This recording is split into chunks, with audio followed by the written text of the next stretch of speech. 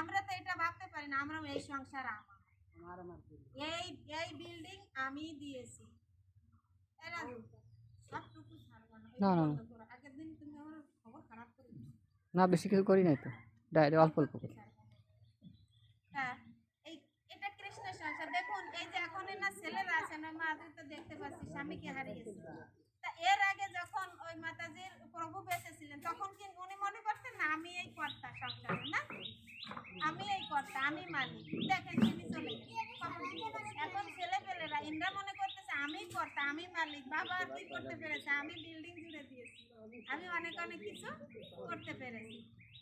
আর মনে করে কি ভুলেও অনেক কিছু মনে আসে, কিন্তু আমাদের ভুলেও মনে আসে না যে সব ছেলে যে কোনো মুহূর্তে আমার শ্মশানে চলে যেতে হবে, কিছু আমার সাথে যাবে না, এই কথা কখনো মনে আসে না। একটা সব দেহ পুড়ছে, আমি শ্মশান যাত্রী হয়ে গেছি, সেখানে চিতায় কাষ্টে দিচ্ছি, তবুও আমার স্মরণ আসে না যে এই পরক্ষণে আমার আগুন, এই চিতার আগুন জ্বলতে পারে। কখনো আমাদের মনে আসে না, যেন মনে হয় এ সংসারে আমার কোনোদিন মৃত্যু হবে না, সবে আমি আমার, এটাই হচ্ছে ভুল ধারণা। ওই যে ওই প্রভু ছিলেন কর্তা, উনি চলে গেছেন, এখন ইন্দ্রা, এরপর ইনা দেবে, তাহলে কি আমি তো কর্তা নই, প্রকৃত মালিক হচ্ছেন ভগবান, আমি কেয়ারটেকার। কয়দিনের জন্য এই সংসারে আমাকে দেখাশোনার একটা দায়িত্ব দিয়েছে। আমরা গোবিন্দের কাছে ছিলাম, ওই গোলকধাম বৃন্দাবনে ভগবানের কাছে ছিলাম, কিন্তু ওখানে বসে আমাদের এই দাসত্ববাদে প্রভুত্ব করার একটা বাসনা জেগেছে।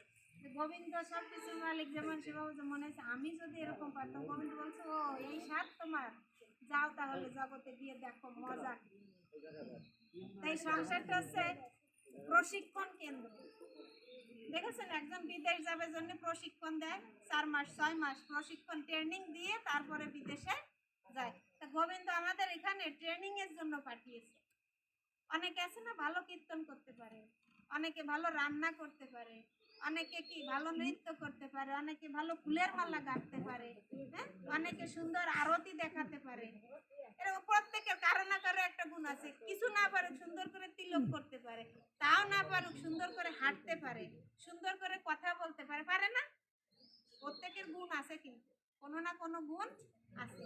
তা এখানে আমরা এই সব গুণগুলোকে যদি ভগবানের কাজে লাগাই, কেউ কেউ আছে সুন্দর মেকআপ করতে পারে, যদি সুন্দর করে তিলক করে সবাইকে যদি শিখায়, দেখো এই তিলক মালা এটা আমাদের সনাতন ধর্মের রীতি, ওটাই হচ্ছে ওটা ট্রেনিং সেন্টার, পরিপক্ক হবে। তা যখন এখানে কৃষ্ণের উদ্দেশ্যে করবে, কৃষ্ণ ভাবনাময় কর্ম করবে, কৃষ্ণ খুশি হবেন, তখন কি হবে?